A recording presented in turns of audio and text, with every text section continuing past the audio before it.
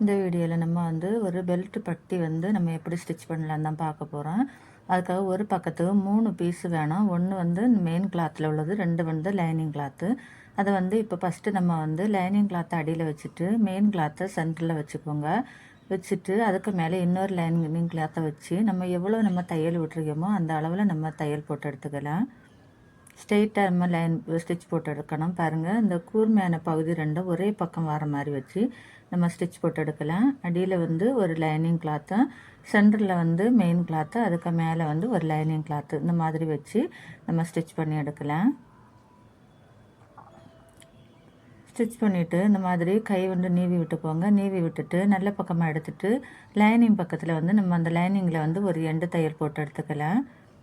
போட்டு எடுத்ததுக்கப்புறமா இந்த மாதிரி திருப்பிக்கோங்க. திருப்பி நல்ல பக்கமாக எடுத்துகிட்டு ஒரு 1/4 இன்ச்சு அளவில் நம்ம ஒரு தையல் போட்டு எடுக்கலாம்.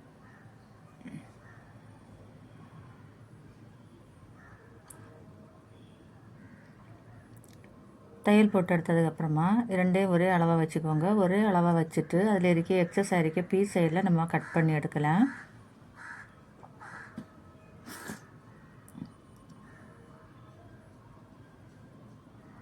கட் பண்ணும்போது நழுவி போச்சுன்னா ஒரு பின் போட்டுக்கோங்க. ரெண்டையும் சேர்த்து ஒரு பின் போட்டுட்டு நம்ம அதில் இருக்க எக்ஸஸ் ஆகிருக்க பீஸை நம்ம கட் பண்ணி எடுக்கலாம். பாருங்கள், இப்போ பெல்ட் பட்டி நம்ம ரெடி பண்ணிவிட்டு நீங்களும் அதை ட்ரை பண்ணி பாருங்கள். இந்த வீடியோ பிடிச்சா ஒரு லைக் பண்ணுங்கள்.